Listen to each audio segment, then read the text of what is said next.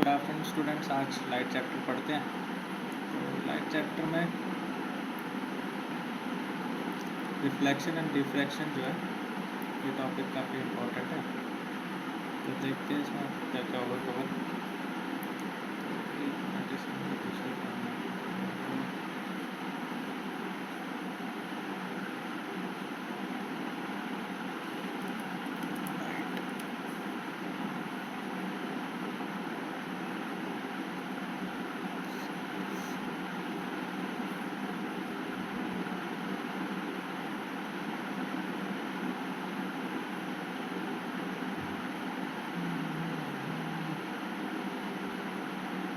कहाँ गई लाइट?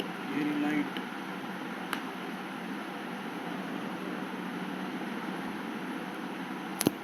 तो चलो अब शुरू करते हैं।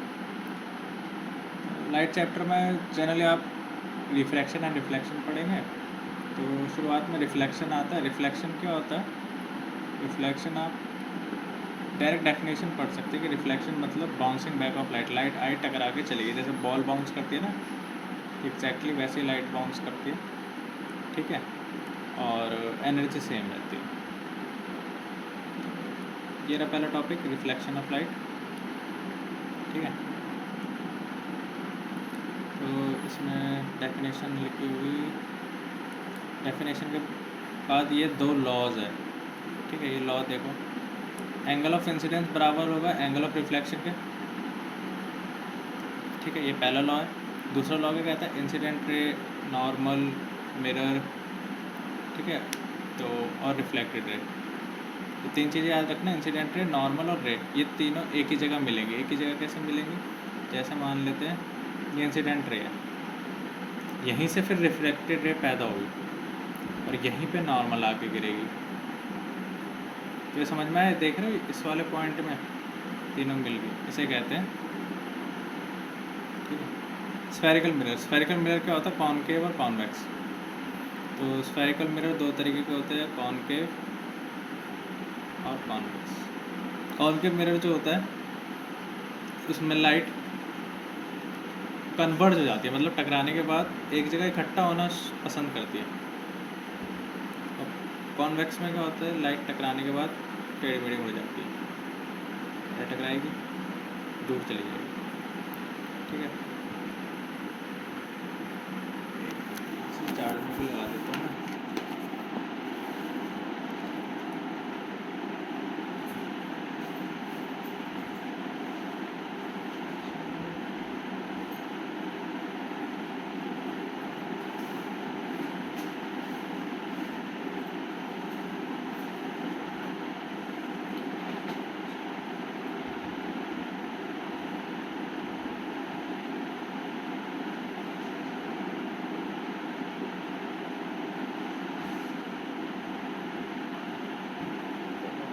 चार्जर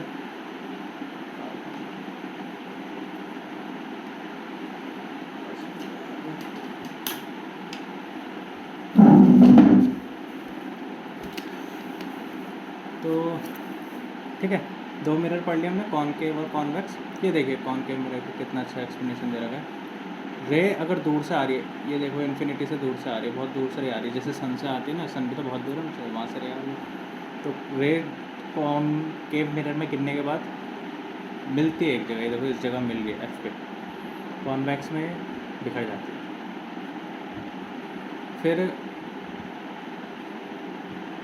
कुछ छोटी मोटी चीज़ें कि फोकस कहाँ होता है, कर्वेचर कहाँ होता है, पोल कहाँ होता है, ये बहुत छोटी चीज़ें, ये अभी डायग्राम में सीख लेंगे। ठीक है, तो देखते हैं स्फेरिकल मिरर की डायग्राम आएगा। आ जाओ, आज ही आना है। कुछ तो सुपर फास्ट है मेरे लोग को।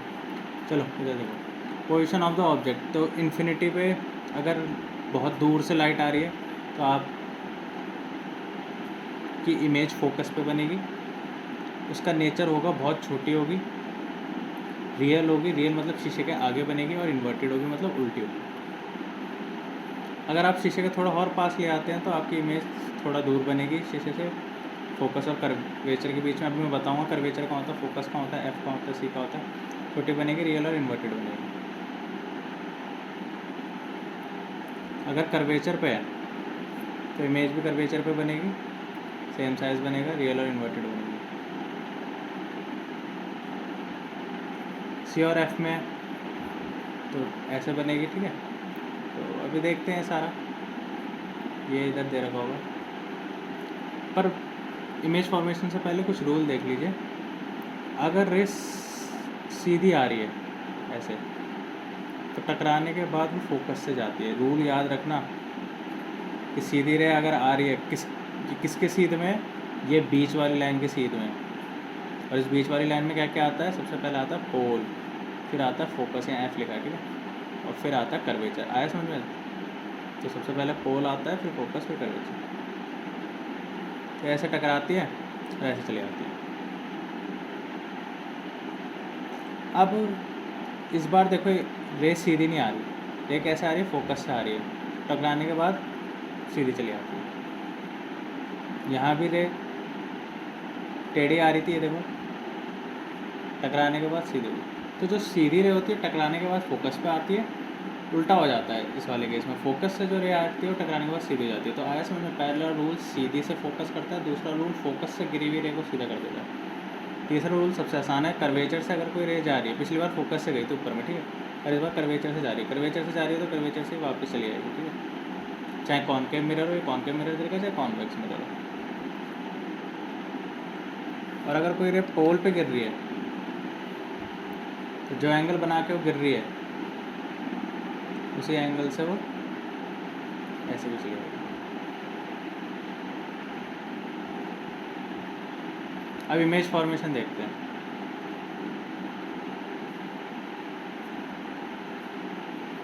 इमेज फॉर्मेशन में क्या होता है, रे अगर पैरेलल है, ये देखो सीधी सीधी जा रही है, तो टकराने के बाद कहाँ मिलेगी, फोकस में मिलेगी। रे अगर एक पैरेलल है तो वो तो आपको पता ही है, फोकस से ये फोकस पे गिरेगी, और दूसरी कर्वेचर से जा रही है तो वापस कर्वेचर पे आएगी। तो ये देखो यहाँ पे बनेगी। पर फ़र्क क्या है, यहाँ पे आपने जो ऑब्जेक्ट रखा था, ये ऑब्जेक्ट का नाम है ए और बी, ये इन्फिनिटी पे था। यहाँ पे जो ऑब्जेक्ट है वो इन्फिनिटी मतलब दूर नहीं है, थोड़ा पास ही है। तो यहाँ पे इमेज बनी फोकस पे, यहाँ पे इमेज बनी फोकस से थोड़ा पीछे। अच्छा, एक ट्रिक बता दो, जितना शीशे के पास लाओगे ऑब्जेक्ट को, उतना शीशे से दूर बनेगी उसकी इमेज। ये देखो, आप ऑब्जेक्ट को हॉर पास लिया, तो इमेज पहले सी और एफ के बीच में बन रही थी ना, अब सी पे बन रही है।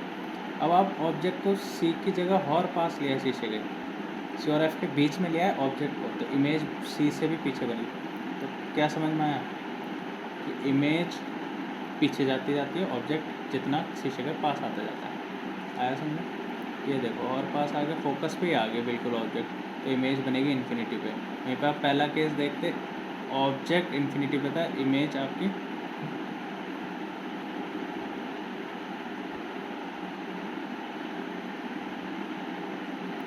Use of concave mirror, image formation by convex mirror. तो क्या इनका यूज़ है वो पता होना चाहिए, तो यहीं कहीं लिखा होगा। अच्छा, ये देखो, यूज़ से पहले कॉन्वेक्स मिरर जो है वो आपके लिए आसान पड़ेगा समझना, क्योंकि कॉन्वेक्स मिरर में आप ऑब्जेक्ट को कहीं भी रखो, इमेज आपकी फोकस और पोल के बीच में बनेगी, और शीशे के पीछे राइट साइड बनेगी, ठीक है। तो लिखा भी हुआ है, देखो, ऑब्जेक्ट को आप इन्फिनिटी से लेके कहीं भी रख दो, आपका पोजीशन ऑफ इमेज, ठीक है, पोजीशन ऑफ इमेज हमेशा पी और एफ के बीच में बनेगा।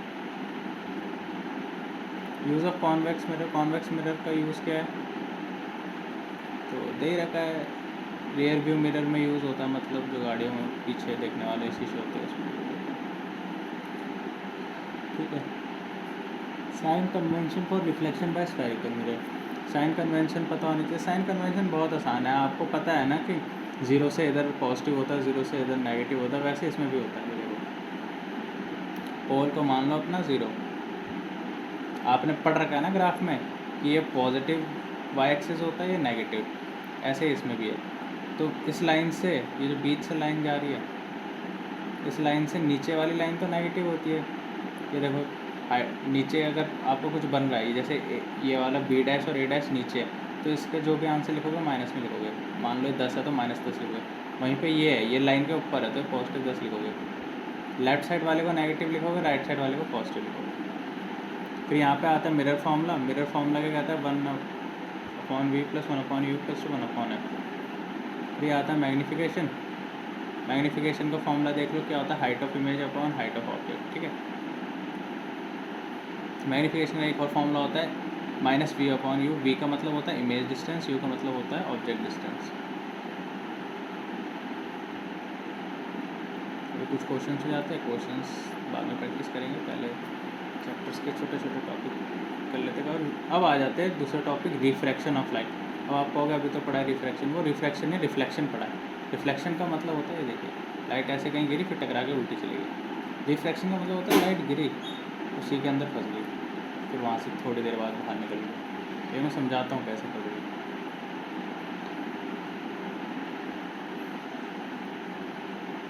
तो रिफ्रैक्शन की डेफिनेशन आप लिख सकते हैं, change in speed of light when it changes it's medium is called reflection. ये देखिए यहाँ पर बढ़िया डायग्राम, ये इंसिडेंट लाइट है। ठीक है, इंसिडेंट लाइट जो है ये गिरी,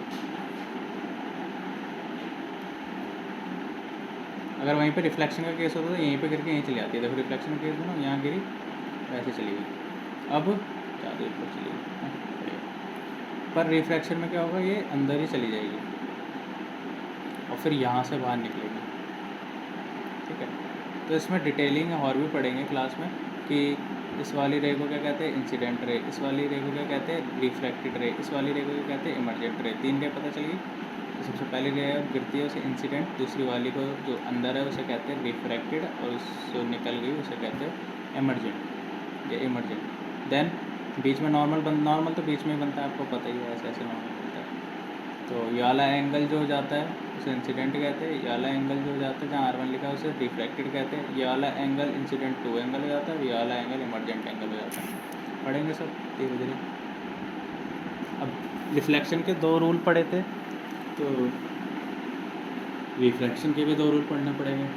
पर अच्छी बात यह कि रिफ्लेक्शन का सेकंड रूल और रिफ्लेक्शन का फर्स्ट रूल सेम है कि इंसिडेंट रे पहली चीज़, रिफ्रैक्टेड रे दूसरी चीज़, और नॉर्मल तीसरी चीज़। ये एक ही जगह गिरते हैं, ये एक ही जगह मिलते हैं। ठीक है, तो इसका भी दोबारा से एग्जांपल दे देता हूँ।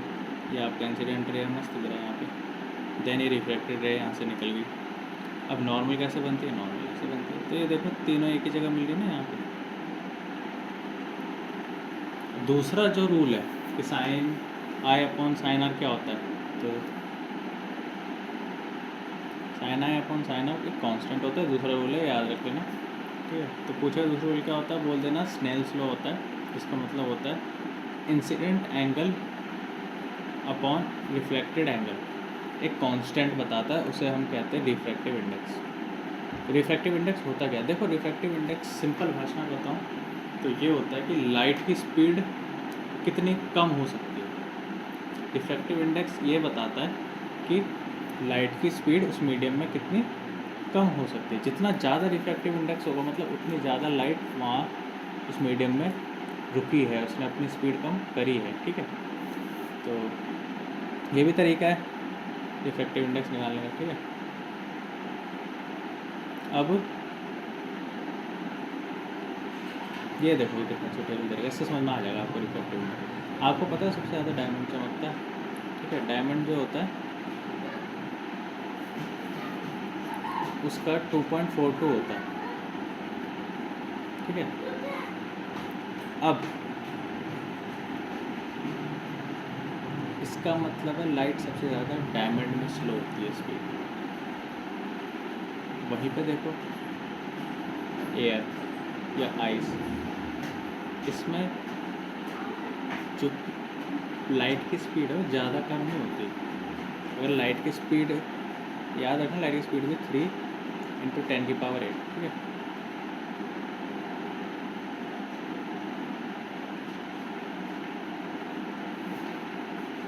तो डायमंड में लाइट की स्पीड 2.5 टाइम्स कम हो जाती है। जैसे 2.5 टाइम्स से डिवाइड करो तो कितनी कम हो जाती है। ठीक है, इसलिए तो डायमंड बहुत ज़्यादा चमकता है, क्योंकि उसके अंदर लाइट इतनी देर तक रहती है।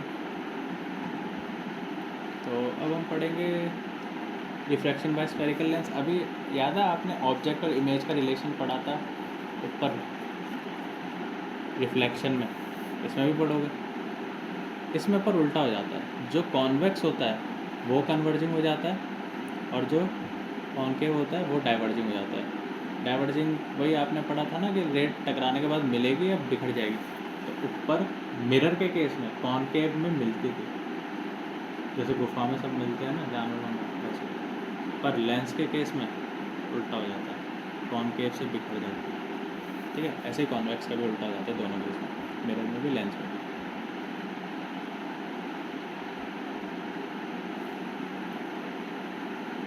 तो अगर बुक में ऐसे वाइट पन्ना देखे तो आप खुद भी लिख सकते हैं पूरे चैप्टर। ठीक है, ये एक जोक था, इसे जोक की तरह ही ले, घर को ट्राई ना करे। Image formation by lenses.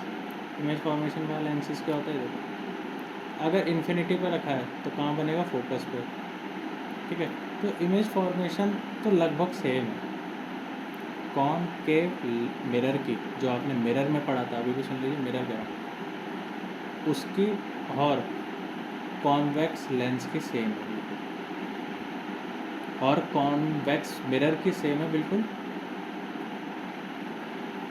Concave lens. जैसे याद है आपको कॉन्वेक्स मिरर में अभी बताया मैंने जस्ट कि कहीं पे भी रखो ऑब्जेक्ट, आपकी इमेज या तो फोकस पे बनेगी, या फोकस और ऑप्टिकल सेंटर के, अच्छा उसमें पोल कहते हैं, इसमें ऑप्टिकल सेंटर है।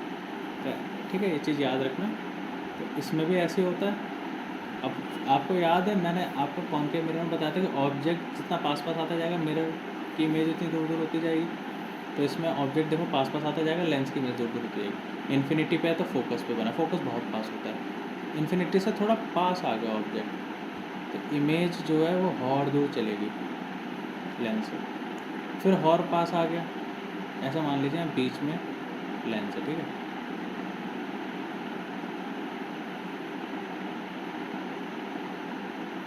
अब और पास लिया है तो इमेज और दूर चलेगी।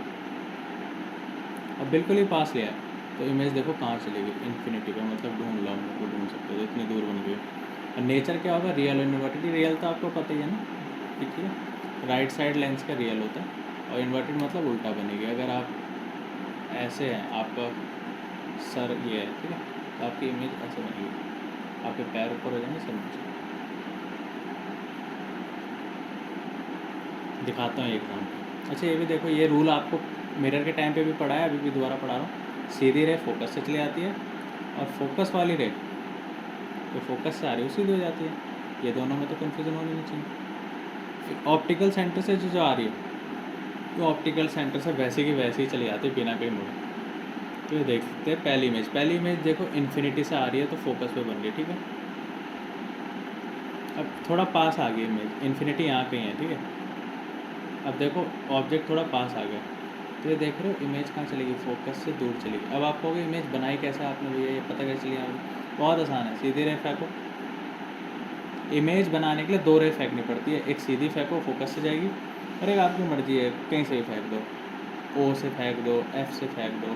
ठीक है, तो इन्होंने ओ से भेजी है तो ओ से सीधी चली जाती है। जहाँ भी ये दोनों रे मिलेंगी, यहाँ मिलेंगी, वहाँ इमेज बनेगी।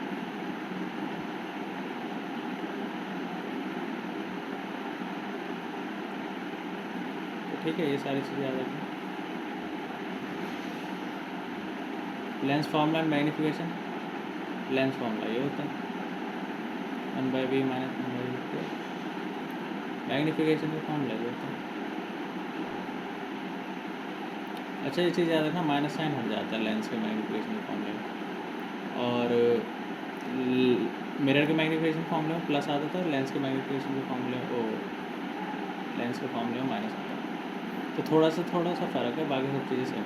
पावर ऑफ लेंस है बहुत जरूरी है। सब चश्मा लगाते होंगे, जो चश्मा लगाते हैं उनकी पावर होती है लेंस की, वो पावर कैसे निकाली जाती है? 1/f से, और f आपका मीटर में होना चाहिए, सेंटीमीटर में तो उसे कन्वर्ट कर लो मीटर में, और यूनिट पावर की डायोप्टर होती है। तो मेरे साथ इतने था इस चैप्टर में, तो इतना इनफ है चैप्टर के लिए। इससे ज़्यादा इसमें कुछ नहीं आएगा, जितना मैंने पढ़ा है उतना ही आएगा। ठीक है, so take care, tata, bye bye.